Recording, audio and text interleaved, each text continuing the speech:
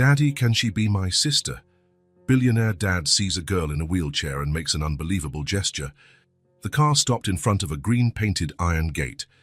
Junie pressed her face against the window glass, observing the large, simple building in front of her. "We're here," said Grayson, turning off the engine. "What is this place, Daddy?" "It's an orphanage. There are children who live here because they don't have a family." Junie furrowed her blonde eyebrows. "They don't have a mommy or a daddy." "No, sweetheart. That's why we're here today." Grayson opened the trunk and took out 3 cardboard boxes. Junie got out of the car and stood beside him, her light-colored eyes still fixed on the building. "Are these boxes for them?" "They are. They have clothes, books, and toys, things they need." "But why are we giving them things?" Grayson knelt to his daughter's level. "Because when we can help, we help. That's how we make the world a better place." Junie picked up one of the smaller boxes. "Can I carry this one?" "Of course." They walked to the entrance. The gate creaked as it opened. There was a small garden out front, with flowers that looked like they were trying to grow. A few children were playing in the side yard. "Who are they?" a dark-haired girl whispered. "They must be people bringing us stuff," an older boy replied. The front door opened before they even knocked. A middle-aged woman appeared with a genuine smile. "Mr. Morrison, how nice to see you again." "Hello, Mrs. Davies. I brought a few more things." "And who is this little princess?" Junie hid behind her father's leg. "This is my daughter, Junie. Junie, this is Mrs. Davies. She takes care of the children here." "A pleasure to meet you, dear. Would you like to come in?" They entered the main hall. It smelled of cleaning supplies and homemade food.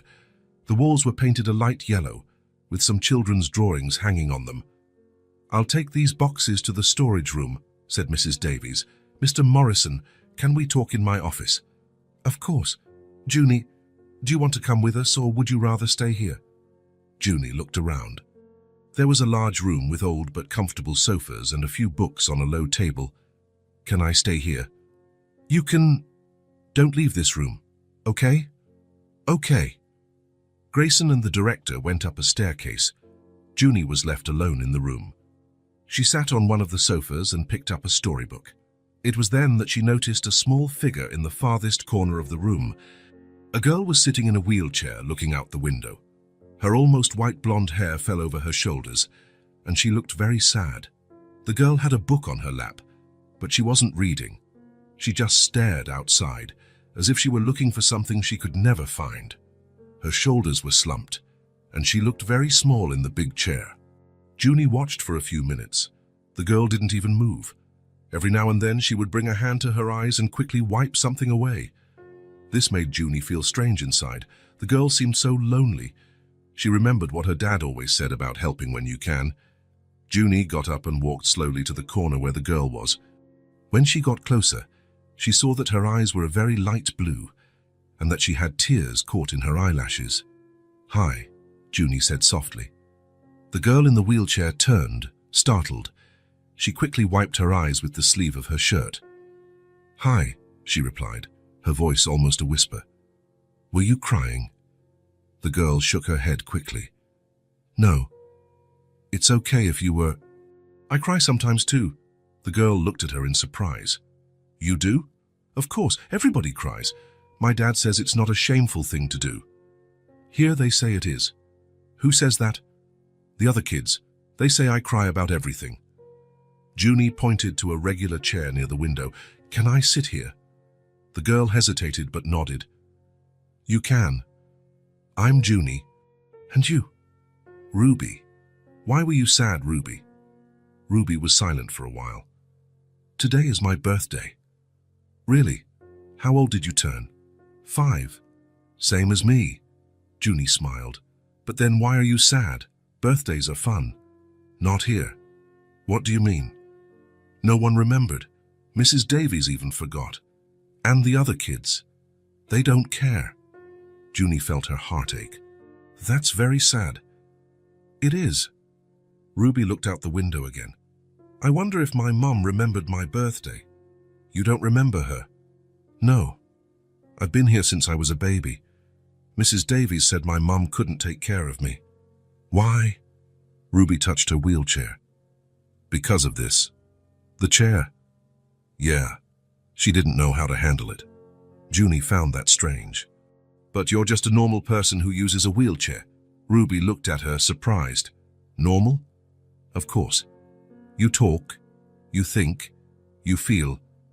You're just like me, but with wheels. Other people don't think so. What other people?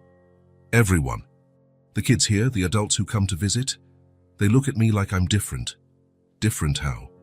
Like I'm broken. Junie shook her head. That's silly. You're not broken. How do you know? Because you're talking to me. And your eyes aren't really sad, they're just sad for today. Ruby blinked several times. What do you mean? I just know these things. And I know you wanted someone to talk to. That's true. And you don't like being alone, but you are because you don't know how to make friends. Ruby's jaw dropped. How do you know that? Because it's the same with me. I'm alone at home too, just me and my dad. But you have a dad. I do, but he works a lot. And there are no kids on our street for me to play with. So you're lonely too? I am. That's why I know how bad it feels. Ruby nodded. It's very bad. But now we've met. Do you want to be my friend? You want to be my friend? I do. If you want to, too. I really want to. Junie looked around the room. What do you like to do? Drawing. Watching the birds outside. Reading when there are new books. I like to draw too. Are you good at it? I think so. Can you show me? Ruby nodded and moved to a low table where there were some colored pencils and paper. Junie followed her, watching how Ruby moved in the chair. Did you learn to use the chair by yourself? I did. Nobody taught me. Wow. That must have been hard. It was at first, but I'm used to it now. Ruby picked up a piece of paper and started drawing a bird. Junie sat beside her, watching. That's beautiful, said Junie. You draw so much better than me. Really? Really? Look how detailed the feathers are. Ruby smiled. It was the first smile since Junie had arrived. Thank you. Can I draw too? Of course. Ruby gave Junie paper and pencils. They sat drawing side by side. Junie drew a house with a garden. Ruby, were you born in the wheelchair? Not in the chair. I was born with legs that don't work. The chair came later. And does it hurt? It doesn't hurt. I just don't feel anything in my legs. But you feel other things. What do you mean? Like, if I give you a hug, do you feel it? I do. So it's just your legs that don't work. The rest of you is normal. Yeah. Ruby stopped drawing. You're very different from other people. Why? Because you don't feel sorry for me. And you don't look at the chair like it's scary. Why would I? The chair is even pretty. It's blue, right? It is. I like blue. It matches your eyes. Ruby blushed. Thank you. And do you like my hair color? I do. It's just like mine. It is. We look a lot alike. I always wanted to have a friend, said Ruby. Me too. At home, it's just me and my dad. It's been a long time since I've talked this much. How long? Months. The other kids don't talk to me much. Why? Because I can't play the same games they do. What kind of games?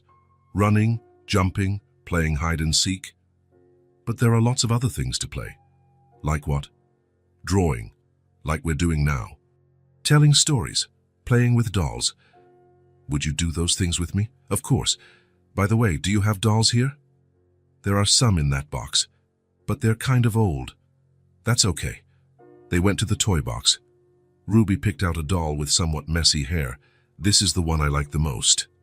Why? Because she's blonde too, like us. She is. What's her name? She doesn't have a name. No one ever gave her one. Then let's give her one. How about Clara? Why Clara? Because she has light-colored eyes, just like us. I like it. Clara. Ruby hugged the doll. Do you want a doll too? Ruby picked another one from the box. Thanks. I'll call her Luna. Why? Because her hair is kind of silvery. Like the moon. Pretty. Clara and Luna can be friends, just like us. Ruby smiled. Friends. I like that. They played with the dolls, making up stories. Ruby seemed much more cheerful now. You know what I've always wanted, said Ruby. What? To have a doll that's just mine, that no one else plays with. Do you share everything here? We do. We don't have anything that's just ours. That must be strange. It is. Sometimes I wish I had a little corner that was all my own. Just then they heard footsteps on the stairs. Grayson and Mrs. Davies were coming down. When they reached the room, they found Junie and Ruby on the floor, playing with dolls and surrounded by colored papers. Junie, what have you been up to? Asked Grayson, smiling. I made a friend, Dad. This is Ruby. Grayson approached. Hi, Ruby. It's a pleasure to meet you. Ruby became shy, but replied softly, Hi. She draws really well, Dad, and today is her birthday. Birthday? Grayson knelt down. How old did you turn, Ruby? 5. The same age as Junie. Happy birthday, sweetie. Mrs. Davies looked surprised. Birthday, Ruby, why didn't you tell me? Ruby shrugged. I thought you wouldn't care. Of course I care. We'll make a little cake for you later. Really? Really? How cool, said Junie. Dad, can we stay for the cake? Grayson looked at his watch. Not today, sweetheart. But we can come back another day. Promise. I promise. Ruby, did you hear that? We're going to see each other again. Ruby nodded, her eyes shining. Ruby is one of our dearest children, said Mrs. Davies. Very creative and affectionate. I can see that, said Grayson, looking at the drawings. Well, I think it's time for us to go, said Grayson. Junie, shall we put things away? Can I take Ruby's drawing? If she lets you. You can take it, said Ruby. And can I keep yours? Of course. They exchanged drawings. Junie carefully folded Ruby's bird. Bye, Ruby. Bye, Junie. Don't forget me. How could I forget? You're my first real friend. Junie smiled and gave Ruby a hug. Grayson and Junie walked to the door. Ruby followed them in her wheelchair. Bye, Ruby waved, holding the dolls. Junie waved back from the car until she couldn't see Ruby anymore. During the drive, Grayson talked about his conversation with the director. But Junie was quiet, looking out the window with the drawing on her lap. Are you okay, sweetheart? I'm fine. Just thinking. About what? About Ruby. She was so sad when I got there. Why? Because it was her birthday and nobody remembered, and because she's alone all the time. That is very sad. It is. Dad. What is it? Can we buy a doll for Ruby? A doll? Yeah. She really liked playing with dolls today. And she said she always wanted to have a doll of her very own. Of course we can, sweetheart. That's a great idea. Really? Really? We can buy a very pretty doll for her. Thank you, Dad. She'll be so happy. Dad? What is it? I really liked Ruby. Can I see her again? Grayson looked in the rearview mirror and saw his daughter's light-colored eyes, full of hope. Of course you can, sweetheart. Promise. I promise, Junie smiled. She'll like knowing that. Dad. Thanks for taking me there. Why? Because now I have a friend, and Ruby does too. Grayson felt his eyes well up. His daughter had just learned the most important lesson in life. You're welcome, my love. You're welcome. A week later, Junie was in the back seat of the car, carefully holding a small package. The doll was wrapped in a small cloth her grandmother had given her. Her fingers squeezed the gift lovingly, anxious to see her friend's reaction. Are you sure she'll like it? She asked for the third time during the trip. I'm sure, sweetheart, Grayson answered, smiling through the rearview mirror. You chose it with so much care. It's just that she's never gotten a real present, only things that everyone uses together. That's exactly why it will be even more special. Junie looked out the window and saw the green gate of the orphanage approaching. Her heart beat faster. Since the last visit, she had thought about Ruby every day. She wondered if she was okay, if she was still sad, if she remembered her. At the toy store, they had spent almost an hour choosing the perfect doll. Junie rejected several options until she found one that seemed just right for Ruby. It had curly blonde hair, blue eyes like hers, and a sweet smile painted on its porcelain face. This one, Dad, Junie had said, picking up the doll carefully. She looks like Ruby. Are you sure? I'm sure. Look at her eyes. They're just like Ruby's.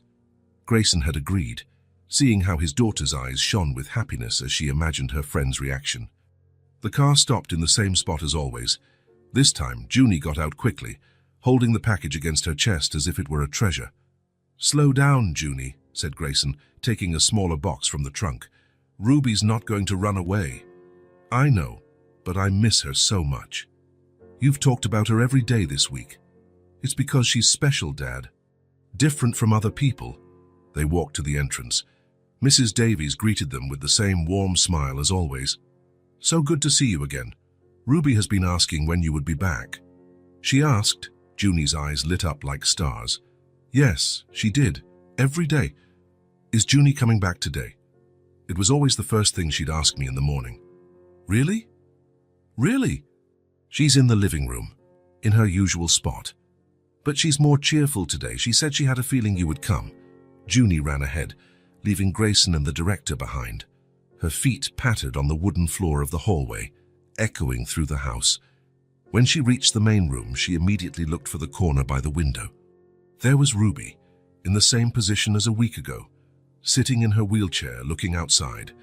But this time, when she heard the familiar footsteps, she turned quickly, as if she had been waiting for this moment. "Junie!" Ruby's face lit up like a rising sun. "Ruby!" Junie ran to her, almost tripping in her haste. "You really came back." "I knew you would." "Of course I came back, I promised, remember?" Ruby smiled that shy way Junie already knew so well. "I thought about you every day." "I thought about you too." Junie sat in the chair next to Ruby. "Look, I brought something very special for you." Ruby looked at the package Junie was holding so carefully. "For me. For you. It's a present." Ruby touched the cloth with her fingertips as if afraid of breaking it. "But why? Because it's your belated birthday present, and because special friends deserve special gifts." "But I don't have anything to give you." "You already did. You gave me your friendship." With trembling hands, Ruby took the package. The cloth was soft and smelled like home, like family, like care. She had never held something that was completely hers, chosen especially for her. "Can I really open it?" "You can. I'm dying to see your face when you see what it is." Ruby began to unwrap the cloth with extreme care, as if she wanted to preserve every second of that moment. Her hands trembled slightly with nervousness and excitement. When the doll began to appear, she held her breath. It was more beautiful than anything she had ever seen. It had curly blonde hair that shone in the window light, blue eyes that seemed to look directly into her soul, and a pink dress with white lace details. It was new, with no signs of use, no broken or missing parts. Absolutely perfect. "She's beautiful," Ruby whispered, holding the doll as if it were made of the most fragile material in the world. "Do you really like it?" "Like it?" Ruby looked up, her eyes shining with tears that threatened to appear. "She's the most beautiful thing I've ever seen in my whole life. My dad helped me choose. We spent almost 2 hours at the store." 2 hours? Yeah, I wanted it to be perfect. Just like you. "No one has ever given me anything like this," Ruby continued to whisper, gently running her fingers through the doll's silky hair. Junie leaned closer, her light eyes meeting Ruby's. "It's so you remember that now you have me too." Ruby looked at Junie, then at the doll, then back at Junie. "Is she all mine? For real?" "All yours. Completely yours. No one else can play with her if you don't want them to. But the rules here say that..." "The rules don't apply to birthday presents. Mrs. Davies already talked to my dad about it. This doll is yours forever." Ruby hugged the doll to her chest and closed her eyes, as if she were making a wish. "Thank you, Junie. Thank you. Thank you. Thank you." "You're welcome. What are you going to name her?" Ruby thought for a long moment, looking intently at the doll's face, as if searching for the perfect name written somewhere. "Hope. Hope. What a beautiful name." "Why?" "Because it means hope. And she gives me hope." "Hope for what?" That maybe I'm not so different after all. If someone like you wants to be my friend and gives me beautiful gifts, Maybe I am normal. Junie felt her chest tighten with emotion. You were always normal, Ruby. You just needed someone to see it. And you saw it. I saw it from the very first day. They spent the whole afternoon playing with Hope. Ruby invented a special voice for the doll, soft and musical, and created elaborate stories about a brave girl who traveled the world in search of adventures and true friendships. Hope lived in a very tall castle, far, far away from here, Ruby was saying, making the doll walk gracefully across the table. But she didn't like being there alone. Why was she alone in the castle? Because the other dolls thought she was too different. She had a pink dress and blue eyes, and they only had plain clothes and dark eyes. And did that matter? To them, it mattered. But Hope knew that on the inside, she was just like everyone else. And then what happened? Then she decided to leave the castle and look for real friends.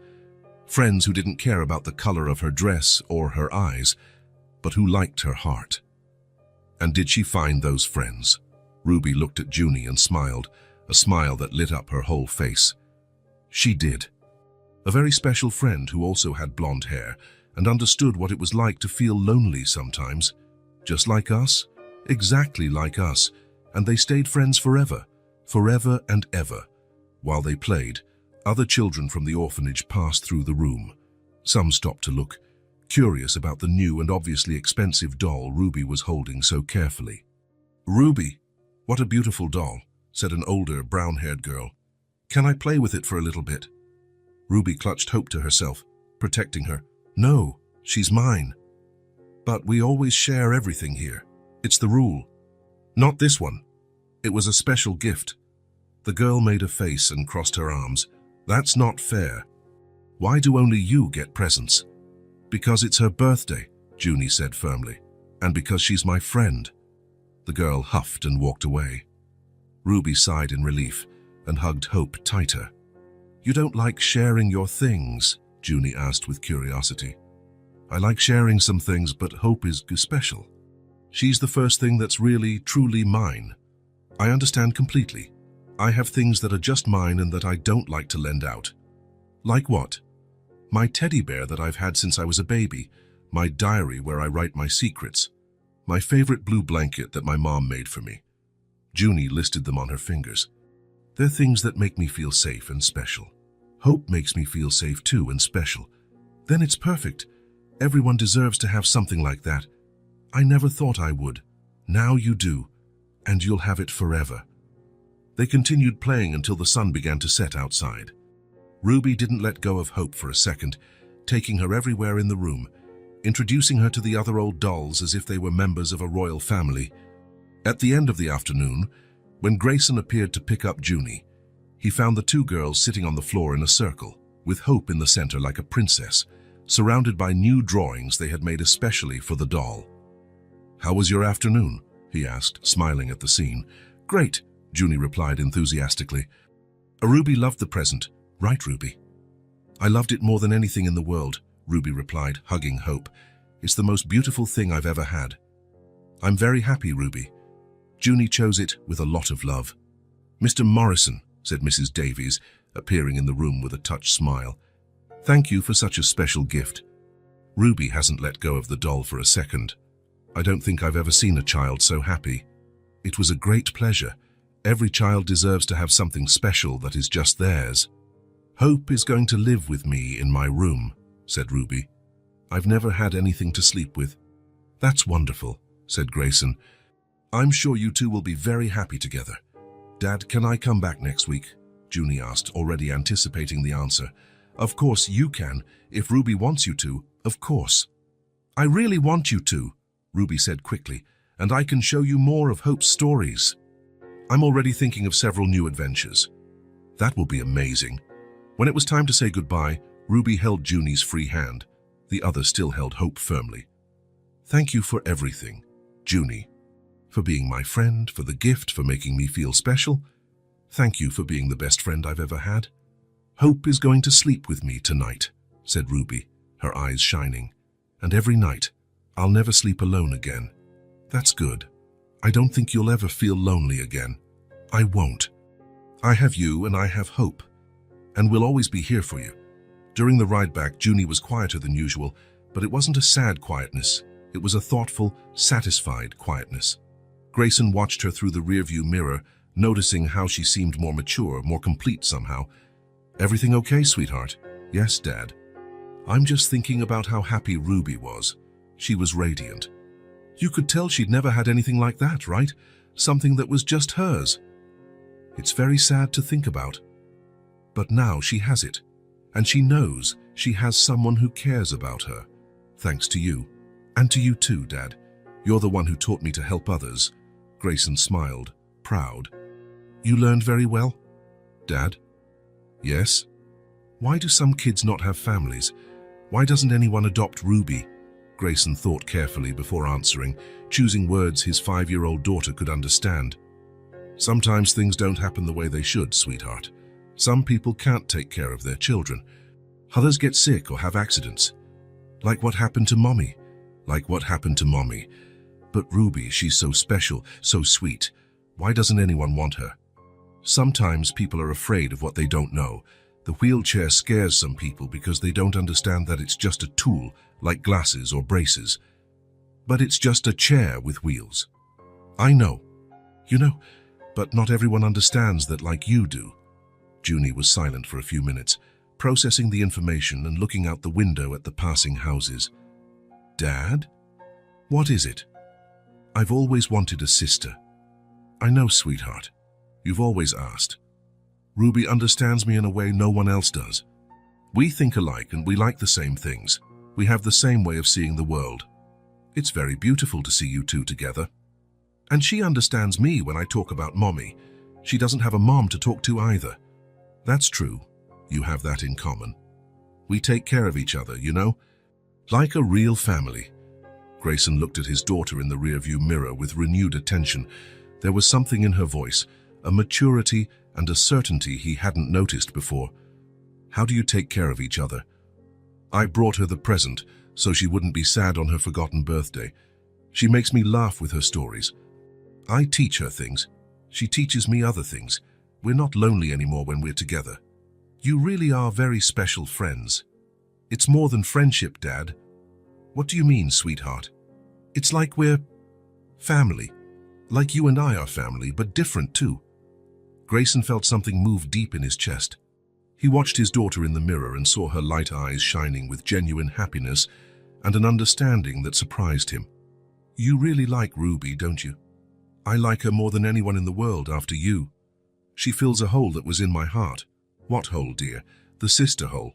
The have someone my age to share secrets with, to play with, to understand things that grown-ups don't understand." "I see. And Dad?" "Yes.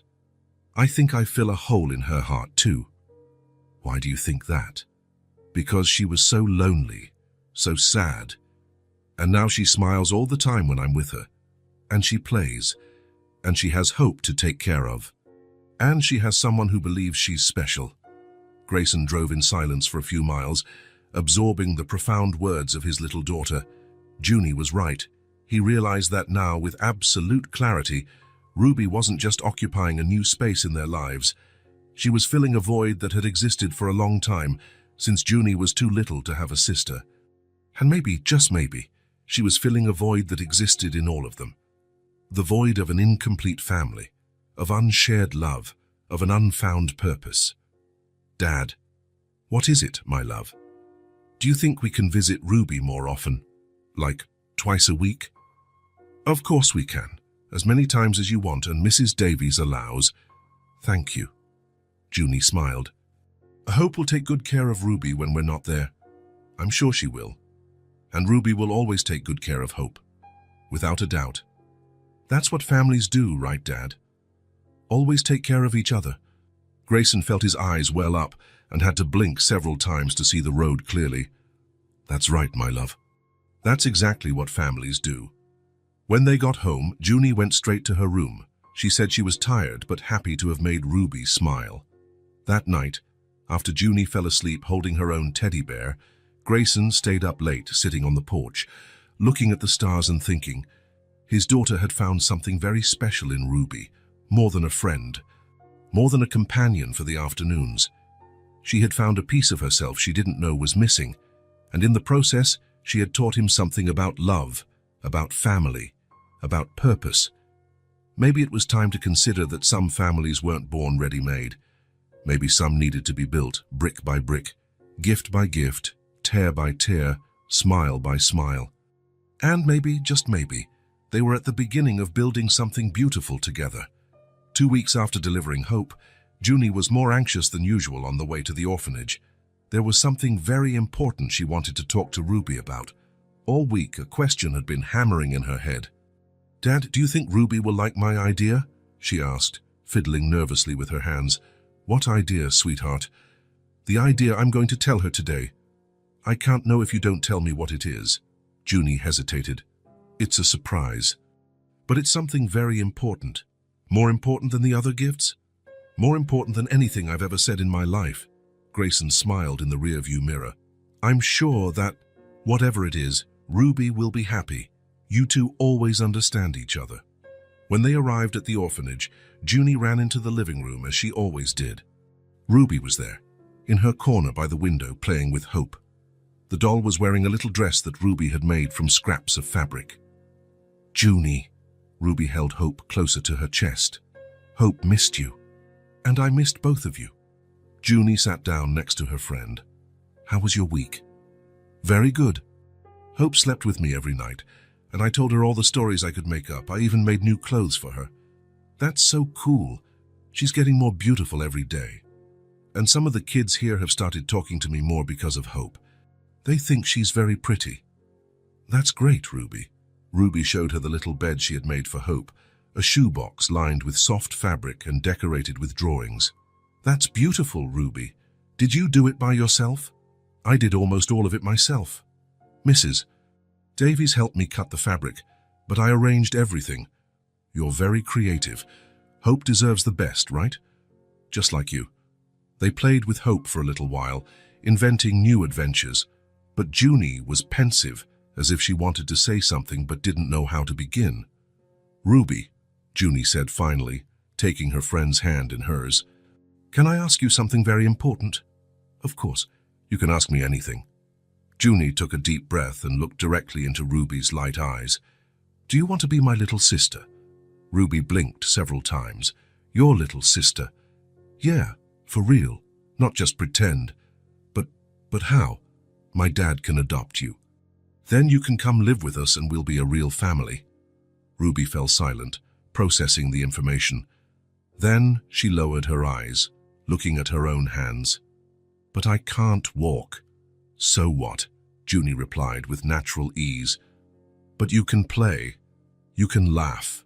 You can do a ton of things." "But families want kids who can do everything normally." "You do everything normally. You just use wheels instead of feet." Ruby looked up, surprised by the simplicity of the answer. But what?" Ruby was silent for a moment, struggling with words that were too heavy. "Here at the orphanage, no one wanted to play with me," she finally murmured. "They said I got in the way." "Then they didn't know how to play right," Junie answered without hesitation. "What do you mean?" "Playing right is when everyone has fun together. If someone is left out, then it's not real playing." "Do you really think so?" "I don't think so, Ruby, I know so. Because playing with you is the most fun thing in the world." Ruby looked up completely. "Do you really think I can be your real sister?"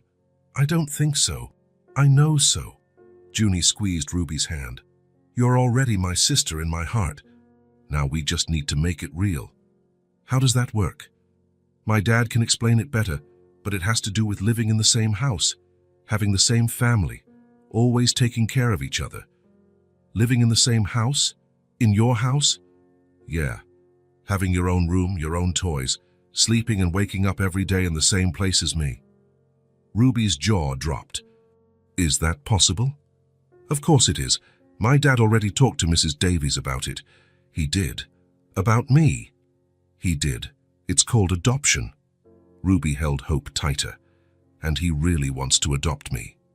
He really wants to. And I want you to be my sister even more. We would be a complete family. But I'll be a lot of trouble." "Because of the chair." "Ruby," Junie interrupted firmly, "you are not trouble. You are a gift. How do you know? Because ever since I met you, I've been happier, and my dad is happy too when he sees us together. Ruby started to cry softly, but it wasn't sadness. It was relief and happiness mixed together. I've always dreamed of this, she whispered, but I never thought it would actually happen. Well, it will if you want it to. I want it so much. Then it's settled. Junie smiled and hugged Ruby. Now let's play like real sisters. They spent the rest of the afternoon drawing together, but there was something different in the air. They were no longer just two friends. They were two sisters discovering what it would be like to live together. Junie, can I tell you a secret? Ruby said as she drew a house with two little girls in front. Of course, sisters can tell each other secrets. I always pretended you were my sister when you weren't here. I would talk to Hope about you, about what it would be like if we lived in the same house. Really, what a coincidence. Why? Because I did that at home too. I would save a place for you at the dinner table and tell my dad it was my sister Ruby's spot. For real. For real. And I'd tell stories to my teddy bear about my sister Ruby, who I was going to get soon. Ruby laughed out loud, and it was a sound unlike anything Junie had ever heard. It was a free laugh, without weight, without hidden sadness. And now it's going to be for real. It's going to be for real forever. When Grayson appeared in the room later, he found the two girls on the floor, surrounded by colorful drawings, laughing at some story Ruby was telling. How was the afternoon? He asked. Great, Dad. I talked to Ruby about, about that. And what did she think? Ruby looked at Grayson with her eyes still red from crying with happiness. Mr. Morrison, is it true that you want to adopt me? Grayson knelt to her level. It's true, Ruby. If you want to be part of our family, I want to very much. Then let's make it happen. At that moment, Mrs. Davies appeared in the room. Grayson stood up and went to speak with her in a corner, while the girls continued to play. Mrs. Davies, I'd like to talk about adopting Ruby. The director blinked several times. Adoption, Ruby's? Yes, my daughter and she have formed a very special bond, and we would like her to be part of our family. Mrs. Davies looked at Ruby, who was teaching Junie how to braid Hope's hair, and her eyes filled with tears. Mr. Morrison, no one has ever asked for her.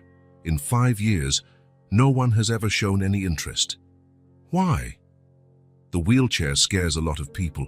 They think it will be too difficult, too expensive. And is it? No more than any child. Ruby is special, Mr. Morrison. She has so much love to give, so much creativity. The director wiped her eyes. It would be an honor to start the adoption process. How long does it take? A few months. There's paperwork, visits, evaluations. But I can expedite whatever is possible. And in the meantime, you can continue to visit, and we can start preparing Ruby for the move. Grayson looked at the two girls, who were now drawing a family of 4, a man, 2 blonde girls, and a doll. She's already prepared, he said softly. In fact, I think we were all prepared a long time ago. The following weeks passed like a dream. Grayson officially started the adoption process, filling out paperwork, receiving visits from social workers, preparing the house to welcome Ruby. Meanwhile, the visits to the orphanage became more frequent. Junie went 2 or 3 times a week, always eager to share news with her future sister and plan what their life together would be like. Ruby, you're going to have your own room, Junie told her during one of these visits, with a big bed, a closet, a desk for drawing. All my own, all your own. And it will be next to my room so we can talk through the wall before we go to sleep. And can Hope stay there? Of course. There will even be a special shelf for her and the other dolls you're going to get. Other dolls? Of course. Any sister of mine will have as many dolls as she wants. Ruby smiled so much her cheeks hurt. For the first time in her life, she had plans. She had a future. She had a family waiting for her. 3 months later, the day finally came. Ruby was ready to go home. Grayson and Junie arrived at the orphanage on a sunny spring morning. Ruby was waiting in the living room, wearing a new outfit that Mrs. Davies had provided, holding Hope in a small suitcase with her few belongings. Ready? Asked Junie. More than ready, Ruby replied, smiling. The farewell from the orphanage was quick. Ruby hugged Mrs. Davies, thanked her for all the care, but she was anxious to start her new life. During the drive home, Ruby was glued to the window, observing everything with curious eyes. "Is it far from here?" she asked. "Not too far. About 20 minutes, Grayson replied. "And what's the house like?" "You'll see soon," said Junie, barely able to contain her excitement. When they arrived, Ruby stared at the two-story house with a garden in front. It was beautiful, welcoming, with flowers in the windows and a swing on the porch. "Is this it?" "This is it," said Grayson. "Welcome to your new home, Ruby." Grayson had made some adjustments to the house. Ramps at the entrances, handrails in strategic places, and most importantly, a room specially prepared for Ruby on the ground floor. "Do you want to see your room?" asked Junie. Ruby nodded, nervous and excited at the same time. They opened the door to a room that was perfect. It had a low bed, easy for Ruby to transfer from her chair, a closet with hangers at the right height, an adapted drawing table, shelves for books and toys, and on the wall, a framed picture of the first drawing Ruby had made for Junie, the bird. "Is all this for me?" Ruby whispered, looking around with wide eyes. "It's your home now," Grayson said gently. Ruby entered the room slowly, touching each thing as if she needed to make sure it was real. The soft bed, the colorful curtains, the shelf where hope could live. "It's the most beautiful room I've ever seen," she finally said. "And it's just the beginning," said Junie. "Now we're going to be sisters forever." Ruby turned and hugged Junie with all her strength. "Thank you for choosing me as your sister. Thank you for accepting to be chosen." Grayson watched the two blonde girls hugging in the middle of the room and knew he had made the best decision of his life. His family was finally complete. Outside the window, birds sang in the garden trees. It was as if the whole world was celebrating the fact that Ruby had finally found her place in the world. Her home, her family, her sister, forever. A month after Ruby's arrival, the Morrison house had been completely transformed. What was once a quiet home, where only the steps of Grayson and Junie echoed through the halls, was now full of life, laughter, and lively conversations that lasted from breakfast until bedtime. "Junie, can you comb Hope's hair while I fix Clara's?" Ruby asked on a sunny Saturday morning. They were in Ruby's room on the floor, surrounded by dolls, small brushes, colorful ribbons, and all sorts of accessories Grayson had bought for them. The table was turned upside down, serving as an improvised beauty salon. "Of course, but I think Hope is being a bit rebellious today," said Junie, picking up Ruby's favorite doll. "Look how messy her hair is. It's because she had a busy night. She dreamed she was flying with the birds in the garden." "How do you know?" "She told me when she woke up," Ruby replied with all seriousness, making Junie laugh. "Do your dolls talk to you?" "Yes, they do, don't yours?" "They do too. My bear Theodore always tells me his dreams." They spent the entire morning creating elaborate hairstyles on the dolls. Ruby made perfect braids, while Junie was an expert in buns and ponytails decorated with ribbons. Each doll got a unique look, and they made up stories about where each one was going with that special hairstyle. "Clara is going to a royal ball," explained Ruby, putting a golden ribbon in the doll's hair. "She's going to dance with a prince."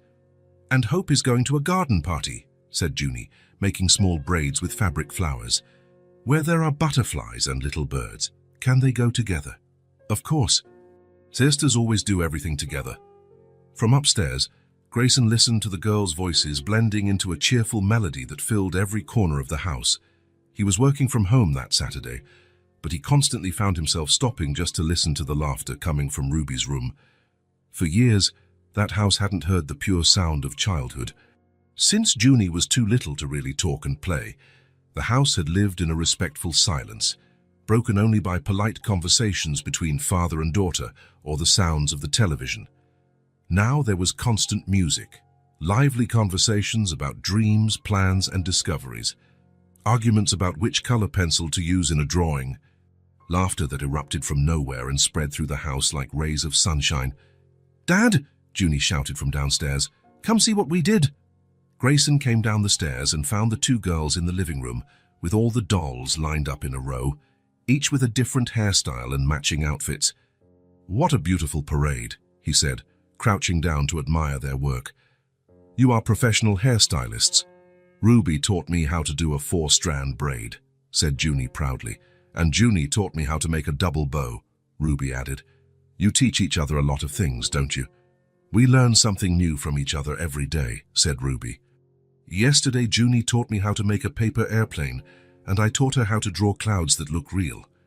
And today we're going to trade stories, said Junie. We're each going to tell a made-up story to the other. Can I listen too? Asked Grayson. Of course, they both said at the same time, then laughed for having spoken together. They settled on the living room sofa. Ruby sat in the middle, between Grayson and Junie, with Hope on her lap. That's how they liked to sit, always close together, always touching in some way. I'll start, said Junie. Once upon a time, there was a magical doll who lived in an enchanted forest. Junie told an elaborate story about a doll who helped lost animals find their families. Ruby listened with full attention, asking questions and making suggestions for the plot. Now it's my turn, said Ruby when Junie finished. Once upon a time, there was a golden bird who didn't know how to fly. Ruby's story was about a bird who discovered that he didn't need to fly to be special because he could sing the most beautiful songs in the world. Grayson noticed how his daughters expressed themselves through their stories, revealing their fears, dreams, and way of seeing the world. What beautiful stories, he said when Ruby finished. You have incredible imaginations. We make up stories every day, said Junie, especially at bedtime. At bedtime? Yeah, explained Ruby. Sometimes I sleep in Junie's room, sometimes she sleeps in mine. And before we go to sleep, we tell stories softly. You sleep in each other's rooms. Sometimes, said Junie, when we want to talk later, or when Ruby has a nightmare. I still have nightmares sometimes, Ruby admitted quietly. I dream that I'm back at the orphanage and that you guys aren't real. But then Junie wakes me up and reminds me that I'm home, Ruby continued, smiling at her sister. And when I have nightmares about scary things, Ruby tells me stories until I calm down, said Junie. Grayson felt his chest warm. His daughters had created their own system of mutual care, a support network that worked naturally, without any adult needing to teach them. You take good care of each other, he observed. That's what sisters do, said Ruby simply. How do you know that? Grayson asked, curious. I don't know, I just feel that it's right. When Junie is sad, I get sad too. When she's happy, I get even happier. And when Ruby is worried, I get worried too, said Junie. It's like we're connected on the inside. After lunch, the girls went out to play in the garden. Grayson had installed a low picnic table, perfect for Ruby to reach from her wheelchair, and scattered cushions on the grass for Junie to sit on. Let's play family, suggested Junie. What do you mean? You be the mum, I'll be the oldest daughter, and the dolls are the babies. But I don't know how to be a mum, said Ruby, hesitant. Nobody knows at first. We'll learn together. They played family for hours. Ruby discovered that she liked to take care of the baby dolls, inventing voices for them and creating care routines. Junie had fun being the responsible daughter who helped her mother with everything. Ruby, you would be a very good real mum, said Junie in the middle of the game. Why? Because you're caring and patient, and you tell the best stories. You would be a very good older sister too. I already am. I am your older sister. That's right, Ruby laughed. Sometimes I forget because we look so much alike. How many minutes older do you think I am?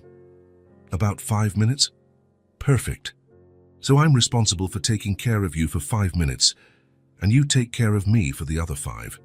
At the end of the afternoon, Ruby decided she wanted to explore more of the garden. She had limited herself to the area near the table, but now she wanted to see the flowers that grew at the back of the yard. I'm going to see the roses Dad planted, she said, starting to push her chair across the grass. Want me to push? Offered Junie. No, thank you. I can do it. Ruby was determined to be as independent as possible.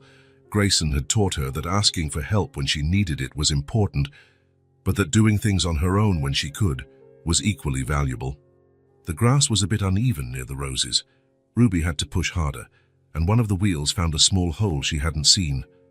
The chair tilted sharply to the side, and Ruby lost her balance, falling from the chair and landing on the soft grass. "Ruby!" shouted Junie, running to her. Grayson, who was watering plants on the other side of the garden, dropped the hose and ran over too. "Are you hurt?" he asked, kneeling beside Ruby. Ruby was sitting on the grass, checking if she was injured. She wasn't hurt, but her face was red with shame and frustration. "I'm sorry," she muttered, not looking up. "I told you I was trouble." "Ruby," Grayson said firmly, helping her sit up better, "you will never be trouble. You are a gift." "But I fell, and now you have to help me. And nothing," Grayson interrupted, his voice full of affection. "Falling is a part of life. Everyone falls sometimes. I fall. Junie falls. You fall. The difference is that we get up and keep trying." "But it's harder for me," Ruby whispered. "Some things are harder for you, others are easier. You draw better than Junie and I put together. You tell stories that make us dream. You see beauty in things we don't even notice." Ruby finally looked up and looked at Grayson. "Really?" "Really. And you know what else? I feel lucky every day that you're a part of our family. Even when I fall and need help, especially when you need help, because it means you trust us, and because taking care of the ones we love is one of the best parts of having a family." Ruby didn't answer with words. Instead, she threw herself into Grayson's arms and hugged him with all her might, burying her face in his shoulder. Grayson hugged her back, feeling how small and fragile she still was, but also how strong and brave. He felt Junie join the hug, wrapping her thin little arms around both of them. "I love you guys," Ruby whispered in the hug. "And we love you," Grayson replied. "More than you can imagine." When they separated, Grayson helped Ruby back into her chair, checked if she was comfortable, and then the three of them went to see the roses together. "They're beautiful," said Ruby, gently touching a red petal. "Do you want me to cut one for you to take to your room?" offered Grayson. "Can I? Won't they be sad?" "Not if we cut it carefully. And that way you can have their beauty close to you." Grayson cut a small perfect rose, which Ruby held as if it were made of gold. "I'll put it in the glass of water on my nightstand," she said. "That way, I'll wake up every morning seeing something beautiful." "Just like I wake up seeing you two," said Grayson, making the girls laugh. That night, after the girls had dinner and took their baths, they settled in the living room for story time before bed. It was a tradition they had created. Each night, a different person told a story to the other two. "It's my turn to tell a story tonight," said Grayson, sitting between them on the sofa. "What story are you going to tell?" asked Junie. "A story about a house that became happy." "Can a house be happy?" asked Ruby. "This one can. Once upon a time, there was a big, beautiful house, but it was very quiet and a little sad." "Why was it sad?" asked Junie. "Because houses are made to have families, and this house felt that something was missing." Grayson told the story of a house that waited a long time until it found the perfect family to fill it with love, laughter, and life. "And when the family was complete," he continued, "the house was so happy that it began to glow from the inside. The walls grew warmer, the hallways echoed with sounds of joy, and even the plants in the garden grew more beautiful." "Like our house?" asked Ruby. "Exactly like our house," Grayson confirmed. When it was time for bed, the girls decided that Ruby would sleep in Junie's room that night. "So we can talk about the garden flowers," explained Ruby. "And about the stories we're going to make up tomorrow," Junie added. Grayson helped them get settled in Junie's bed, Ruby with Hope in her lap, Junie with Theodore hugged tight, the two of them sharing Junie's favorite blanket. "Good night, girls," he said, kissing each of them on the forehead. "Good night, Daddy," they said together. Grayson left the room, leaving the door ajar as they liked. In the hallway, he stopped for a moment to listen to the soft voices of his daughters talking in the dark. "Junie, what? Thank you for teaching me that falling isn't the end of the world. Thank you for teaching me that taking care of someone is a good thing. Sisters always take care of each other, right? Always, forever and ever." Grayson smiled and headed to his own room, his heart full of a happiness he didn't know was possible to feel. His house was complete. His family was whole, and the sound of childhood had returned to stay, bringing with it the silent healing they all needed. From the girls' room Whispers and soft laughter still came, and Grayson fell asleep to that sound, knowing it was the soundtrack of true happiness. 3 months after Ruby's arrival, the Morrison family's routine had settled into a harmonious dance of small, happy moments. The mornings began with the girls' laughter at breakfast, continued with games in the garden, and ended with stories told on the living room sofa. That Friday night, Grayson had prepared the girls' favorite dinner, pasta with tomato sauce and melted cheese on top. Ruby and Junie were excitedly talking about the day they had spent drawing a complete storybook. "And then the princess finds the dragon," Ruby explained, gesturing with her fork. "But he's not mean. He was just lonely and sad. Just like you were when I met you," Junie said without thinking, then stopped, realizing what she had said. "Sorry, Ruby. I didn't mean to." "It's okay," Ruby smiled. "It's true. I was lonely and sad, but I'm not anymore." Grayson watched his daughter's conversation with that calm smile that had become constant in recent months. Seeing how they understood each other, how they cared for each other, how they created their own world full of imagination and affection, was better than any movie or book. "Dad," Junie said suddenly, "did you grow up in a big family too?" The question caught Grayson by surprise. He chewed slowly, thinking about how to answer. There were things from his past that were still difficult to talk about, even after so many years. "Why do you want to know, sweetheart?" "Because you know exactly how to take care of 2 girls at the same time, and how to make us feel at home. It seems like you've done this before." Ruby also stopped eating, paying attention to the conversation. Her light eyes were fixed on Grayson, curious but respectful. Grayson put his fork down on the plate and looked at the 2 girls. Ruby seemed especially interested, as if the answer was important to her in a way he didn't fully understand. "Actually," he began slowly, "I didn't grow up in a big family." "What do you mean?" asked Junie. Grayson took a deep breath. He had never told Junie this story. He always thought she was too young to understand. But looking at Ruby, he realized that maybe it was the right time. "I grew up in that orphanage too." The silence that followed was complete. Junie paused with her fork in the air, her mouth open. Ruby blinked several times, as if she hadn't understood correctly. "In the same orphanage as Ruby?" Junie finally asked. "The very same. I lived there from the age of 3 to 8. But how? Why?" Junie was clearly confused. "My biological parents died in a car accident when I was little. There was no one else to take care of me, so I went to the orphanage." Ruby said nothing, but Grayson saw how her eyes filled with a deep understanding. She knew exactly what it was like to grow up in that place, what it was like to sleep in a bed that wasn't yours, to play with toys that belonged to no one. "And you were there for a long time?" Junie asked, still processing the information. 5 years. They were 5 difficult years." "Difficult how?" Grayson looked at Ruby before answering. She was listening to every word with full attention, and he realized she understood things that Junie, fortunately, would never have to understand. "It was lonely," he said simply. "Just like you both already know it can be." Ruby nodded almost imperceptibly. She knew. "But then what happened?"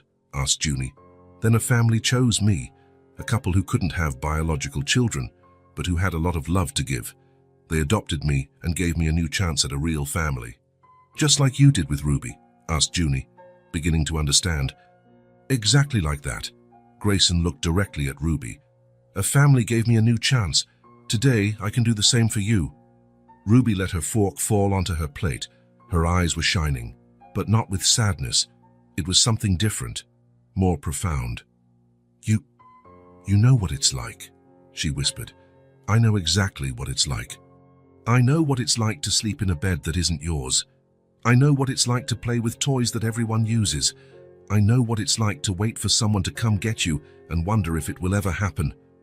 Ruby swallowed hard. "And I know what it's like when people look at you as if you're different.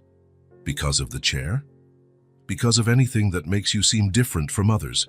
Grayson nodded. "I know what that's like too. I was the boy whose parents died, the boy who had no one. Some people looked at me with pity, others as if I were a problem. But you weren't a problem," Junie said firmly. "No, and Ruby isn't either. Being different isn't being a problem. It's just being unique. And the family that adopted you, Ruby asked softly, did they really love you? They loved me as if I were their son from birth. They gave me a name. They gave me a home. They gave me an education. But more important than all of that, they gave me the feeling of belonging somewhere. Ruby blinked several times, absorbing every word. Is that what you're doing for me? She asked. Giving me the feeling of belonging. We're not giving it to you, Ruby. You already belong. Ever since the first day, Junie came home talking about the special girl she had met. Even with the chair, even with all the things I can't do. Especially because of who you are. The chair is just a part of you. Just like my glasses are a part of me. Or Junie's blonde hair is a part of her. Ruby was silent for a long moment, poking at her food without eating. Dad, said Junie, does the family that adopted you still exist? My adoptive mother passed away when I was 20. My adoptive father passed away shortly before you were born, but they taught me how to be a father. They taught me that family isn't about blood, it's about choice. About deciding to love someone every single day. Is that why you knew Ruby had to be part of our family? Asked Junie. That's why, because I recognized in her the same thing my adoptive parents recognized in me. A child who needed love, and who had a lot of love to give in return. Ruby finally looked up and looked directly at Grayson. Thank you, she said, her voice barely above a whisper. For what? For choosing me. For understanding. For knowing what it's like. Thank you for letting us choose you. Ruby didn't answer with words. Instead, she got up from her chair, went around the table and approached Grayson. He picked her up and she snuggled against his chest as a smaller child would. I'll never have to go back there, will I? She whispered. Never. This is your home forever. And you are my family forever. Forever and ever. Junie also got up and joined the hug, wrapping her thin arms around her father and sister. We're a lucky family, she said, because everyone chose each other. What do you mean? Asked Ruby. Dad was chosen by his family. I was chosen by Dad when I was born. You were chosen by us, and we chose you all back. Ruby smiled, and Grayson felt how she completely relaxed in his arms. For the first time since she had arrived at the house, she seemed truly at peace. Can I tell you a secret? Ruby whispered in Grayson's ear. So of course. Ever since I got here, I've been afraid of waking up and finding out it was all a dream. And now I know it's real, because you understand, you really understand what it's like. Grayson hugged her tighter, feeling how this small, brave child had finally found her place in the world. Not just any place, but the right place. The place where she was loved not in spite of her differences, but including all of them. Ruby, he said softly. Yes. Welcome to the family. Forever. Ruby didn't answer, but Grayson felt her tears wet his shirt. They were tears of relief, of gratitude, of a happiness so deep it couldn't be contained in words. That night, sitting at the dinner table with his two daughters, Grayson knew the circle was complete. He had received love when he needed it, and now he was passing that love on. This was how the world got better. One family at a time, one child at a time, one act of love at a time. And Ruby, finally, felt part of something that was bigger than her, but that had been made especially for her. A week after the conversation at dinner, Junie appeared in Ruby's room with a stack of notebooks, pencils, and erasers in her hands. It was a rainy Sunday morning, perfect for indoor activities. What's all this? Ruby asked, looking curiously at the school supplies. Supplies for you to learn how to write properly, Junie announced, dumping everything on Ruby's adapted table. My dad bought them for you yesterday. For me? For you? New notebooks, new pencils, everything new and just for you. Ruby picked up one of the notebooks and ran her fingers over the smooth, colorful cover. They were beautiful notebooks, with covers that showed flowers, butterflies, and rainbows. Completely different from the old, used notebooks that sometimes appeared at the orphanage. But I already know how to write a little. I know you do, but I want to teach you to write like they teach in school, with nice handwriting. No mistakes. The right way. Why? Junie sat in the chair next to Ruby's table. Because you're very important to me, and important people deserve to know all the cool things. Ruby smiled and opened the first notebook. The pages were white and clean, full of possibilities. Where do we start? With your name, I'm going to teach you how to write Ruby in the most beautiful way possible.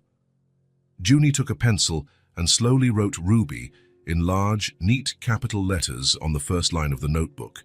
See? Now you try underneath. Ruby held the pencil carefully and tried to copy the letters. Her hands trembled a little with nervousness, and the letters came out a bit crooked. "It's ugly," she murmured, frowning. "It's not ugly, it's a start. No one writes beautifully on the first day. It took me weeks to be able to write my name right." "Really? Really?" "Look." Junie took another notebook and showed Ruby some pages of exercises she had done when she was learning. The first few lines were full of uneven letters and crooked words. "Wow, you wrote worse than me," Ruby said, laughing. "Much worse. But look here at the end." Junie turned to the last pages, where her handwriting was much neater and more organized. "See? With practice, it gets pretty, and you'll get it too." They spent the entire morning practicing letters. First Ruby's name, then Junie's name, then simple words like house, doll, and family. "Now I'm going to teach you a very important word," said Junie, taking a new notebook. "What word?" "Daddy." Junie wrote the word with special care, even adding little details to the letters. "Why is this word important?" "Because now you have a real daddy, and every daughter has to know how to write daddy." Ruby looked at the word for a long moment, as if she were seeing something magical. "Can I try?" "Of course." Ruby copied the word slowly, concentrating on each letter. When she finished, they both looked at the result. "It looks beautiful," said Junie. "It really does." Ruby smiled. "Now I know how to write daddy. And I'll teach you how to write sister too." They continued to practice. Ruby was a dedicated student, trying each word several times until she could make the letters the way she wanted. Junie was a patient teacher, explaining how to hold the pencil, how to make the curves of the letters, how to leave the right amount of space between words. "Junie," Ruby said after a while, "can I tell you something?" "Of course."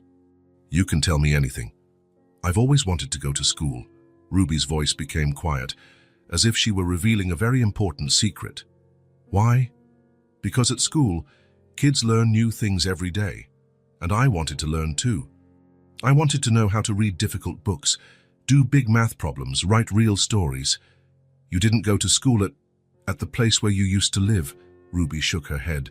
"Mrs. Davies always said it was complicated, because of the chair, the stairs, a lot of things. But that's not fair." "I know, but that's how it was." Ruby looked at the notebook. "That's why I never learned to write nicely. I only learned the basics." "And were you sad that you couldn't go?" "I was very sad. Especially when I heard other kids talking about school, about the teachers, about their friends from class." Junie was silent for a moment, imagining what it would be like not to be able to go to school, not to be able to learn new things with other friends. "But now you can go," she said finally. "I can." "Of course you can, you live here now." "And here, kids go to school. Even with the chair. My school has a ramp and an elevator, and the teachers are really nice." Ruby stopped writing and looked at Junie with shining eyes. "Do you think they would let me study there?" "I'm sure they would. Especially now that you're learning to write so nicely. And we would go to the same school. The same school at the same time, maybe even in the same class." Ruby dropped her pencil and hugged Junie tightly. "It would be the dream of my life," she whispered. "Then let's make it happen." At that moment, they heard footsteps in the hallway. Grayson appeared at the bedroom door, smiling when he saw the two girls surrounded by notebooks and papers. "How are the lessons going?" he asked. "Great," said Junie. "Ruby already knows how to write a bunch of words." "That's great. Can I see?" Ruby shyly showed the notebook to Grayson. He looked at each word carefully, giving genuine praise. "What nice handwriting, Ruby. You're learning very quickly. Junie is a good teacher." "She is indeed." Grayson sat on the edge of the bed. "And what are you learning all this for?" So Ruby can go to school, Junie said quickly. Grayson looked at Ruby, who had her eyes fixed on the notebook, as if she were afraid to hear the answer. Ruby, he said gently. Look at me. Ruby slowly looked up. I've always wanted to go to school, she said quietly, as if apologizing for wanting something. Grayson smiled. You're going to go to the same school as Junie. Ruby blinked several times, as if she hadn't quite understood. I am. You are. I already spoke with the principal last week. They're getting everything ready for you to start next semester. For real. Ruby's voice came out as an astonished whisper. For real. You'll have teachers, classmates, your own books, everything a girl like you deserves to have. Ruby couldn't speak. Her eyes filled with tears, but this time they were tears of a joy so great it couldn't fit inside her. And I'll be there with you, said Junie, taking her sister's hand. I'll show you where everything is, introduce you to my friends, have lunch with you. Do you think I'll be able to keep up? Ruby asked, still hardly believing what she was hearing. I'm sure you will, said Grayson. You're very dedicated, very hard-working. And now that you're learning to write better, you'll be prepared for anything. And what if the other boys and girls don't like me? They will like you, Junie said with conviction. You're the coolest person I know. And if anyone doesn't like you, I'll take care of you. Like sisters do, Ruby added, smiling. Like sisters do. Ruby looked at the notebook full of words she had learned that morning, her own name, written by her own hands, the word Daddy, which was now a part of her life, the word family, which finally had a real meaning. For the first time in her life, Ruby could see the future, not as something distant and impossible, but as something real that was waiting for her. She could imagine herself in a classroom, raising her hand to answer questions, making friends, learning new things every day. Can I keep practicing? She asked. You can practice as much as you want, said Grayson. In fact, the more you practice, the more prepared you'll be. Then I'll practice every day, and I'll help you whenever you want, said Junie. Ruby picked up the pencil again and looked at the blank page in front of her. There were so many words to learn, so many stories to write, so much future to live. She began to write a new word, a word that Junie hadn't taught her yet, but that she knew was important. Tomorrow. Because now, for the first time, Ruby believed that tomorrow really existed, and that it would be good. Thank you, she whispered, without looking up from the notebook. For what? Junie and Grayson asked at the same time. For giving me a future. And she kept writing, one letter at a time, building her tomorrow word by word. 6 months after Ruby had arrived at the Morrison home, Grayson received a call that would change everything permanently. It was the social worker assigned to the case. All the documents were ready. It was time to make official what their hearts already knew. Do the girls need to come along? Grayson asked on the phone. Ruby needs to be present to sign some age-appropriate documents, the social worker explained, but it will be something simple, in a small room, nothing formal. And after that? After that, you can go home, as a complete and official family. Grayson felt a deep emotion rise in his chest. The moment had finally arrived. That Thursday morning, the three of them had a quieter breakfast than usual. It wasn't sadness, but anticipation. Is today the day? Ruby asked softly. Today is the day, Grayson confirmed. And after this, I'll officially be your daughter. You are already my daughter, Ruby. Today we're just making the papers agree with what our hearts already know. Ruby smiled and held Junie's hand. And will we be sisters on paper too? We'll be sisters in everything, said Junie, forever. The drive was different this time. Ruby didn't look out the window with curiosity. Instead, she held hope against her chest and looked pensive. Are you nervous? Asked Junie. A little. It's strange going back there. Why? Because the last time I left, I was one person. Today, I go back as a completely different person. What do you mean? Last time, I was just the Ruby nobody wanted. Today, I'm the Ruby who has a family, who has a sister who is going to school. You are always special, Ruby, Grayson said from the rearview mirror. The difference is that now you know it. When they arrived at the orphanage, everything seemed smaller than Ruby remembered. The green gate, the garden, the building that had once been her entire world. Now it just seemed like a place she had passed through. Mrs. Davies greeted them with an emotional smile. "How good to see you, Ruby. You look so beautiful and happy." Ruby really was different. Her blonde hair shone, her light eyes had a light that didn't exist before. She moved with confidence, like someone who knew where she belonged. "Thank you, Mrs. Davies. How are the other children?" "They're fine. Some asked about you in the first few weeks. And what did you tell them?" "I said you found your family and were very happy."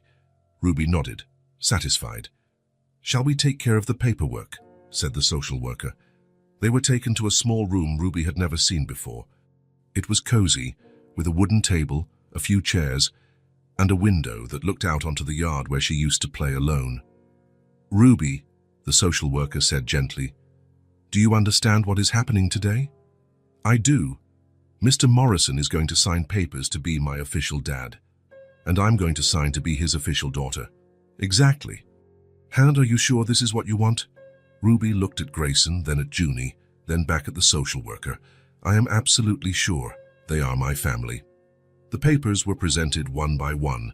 Grayson signed his name on several lines, each signature making official something that had been real for months. Ruby, with her careful handwriting, signed her name in the indicated places. "There," said the lawyer with a smile. "Ruby Morrison, welcome officially to the family." "Ruby Morrison," Ruby repeated softly, testing how it sounded. "I like it." "And now?" asked Junie. "Now you can go home and be an official family." It was all simpler than anyone had imagined. There was no ceremony, no speeches, no party, just a few signatures in a small room, and everything was complete. As they left the room, Ruby asked to take one last walk around the orphanage. She wanted to see her old room, the living room where she had spent so many hours alone. "It's strange being here again," she said, standing at the door of the room that used to be hers. "How do you feel?" asked Grayson. "Grateful, very grateful." "Grateful. This place took care of me when I had no one. It wasn't perfect, but it kept me safe until you found me." As they were leaving, Ruby stopped at the front door. She held hope to her chest and turned to look at the building one last time. "Thank you for taking care of me until now," she said softly, her eyes welling up. It was a simple but profound thank you, a recognition that this place had been important in her story, even if it was no longer where she belonged. "Ready?" Grayson asked gently. "Ready?" They walked out the front door together. No theatrical farewell, no drama, just with hearts full of gratitude for the past and hope for the future. In the car, Ruby was more talkative than on the way there. "Dad," she said, officially testing the word. "Can I call you Dad on paper now too?" "You can always call me Dad, Ruby." "Anywhere. And can I call Junie my sister at school?" "Of course you can, because that's what you are." "The Morrison sisters," said Junie, smiling. "Forever," Ruby confirmed. When they got home, the girls were full of energy. All the nervousness of the day transformed into a desire to play and celebrate. "Let's draw on the patio in the garden," Junie suggested. "With colored chalk?" asked Ruby. "With all the chalk we have." They took the box of chalk and spread out on the concrete patio in the garden. Ruby positioned herself in her chair on a smooth part, while Junie sat beside her. "What should we draw?" asked Ruby. "The school of our dreams." "What do you mean?" "The perfect school where we both will study. The way we imagine it." Ruby took a piece of blue chalk and started to draw a large, beautiful building. Junie took green chalk and drew trees around it. Soon they were completely absorbed, adding details and colors. "This is the classroom door," Ruby explained excitedly when Grayson joined them, sitting on the ground. "And this is where the teacher stands," Junie added, pointing to an area decorated with colorful flowers. "And this square is the library," said Ruby, "with thousands of books." "And this part is the playground where we'll play during recess," said Junie. "You've thought of everything," said Grayson, admiring the elaborate drawing. "It's because we dream about this every day," Ruby explained. "And now the dream is going to become a reality," said Junie. When they finished, it was already lunchtime.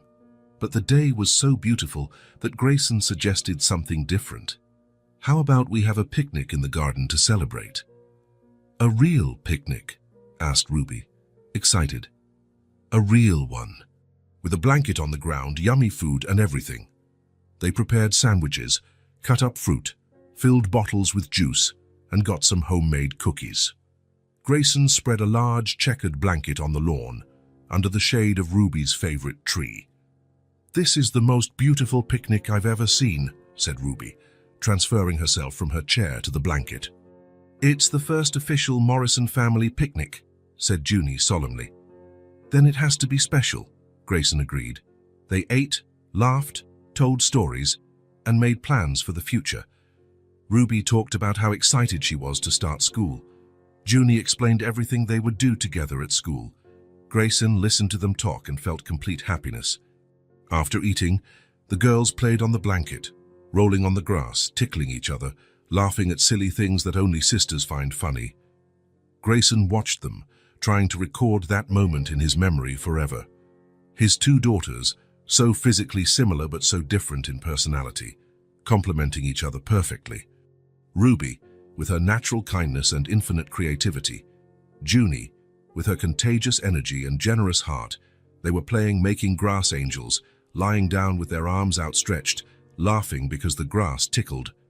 "Dad, come make grass angels with us," shouted Junie. "Come on," insisted Ruby. Grayson joined them, lying on the grass between the two girls.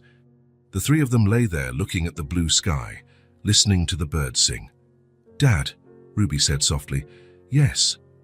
Thank you for adopting me. Thank you for letting us adopt you. And thank you, Junie, for wanting a sister. Thank you for being the perfect sister for me." Grayson closed his eyes and took a deep breath. There, lying on the grass in his garden, with his two daughters by his side, he understood something profound about legacy and inheritance. It wasn't the material possessions that mattered. It wasn't the house, the money, or any physical thing he could leave them. The true inheritance he was building was this, the unconditional love he had taught Junie to have for Ruby, the trust he had helped Ruby develop, the family they had built together moment by moment, choice by choice. This was the true inheritance he would leave, not what he had given them, but what they had built together. "Dad, are you crying?" asked Junie, noticing the tears in his eyes. "They're happy tears," he explained. "How can tears be happy?" asked Ruby. "Sometimes happiness is so big it doesn't just fit in your heart, so it comes out through your eyes too." The girls laughed and snuggled closer to him. "We're full of happiness too," said Ruby. "So much it can't even fit," Junie agreed.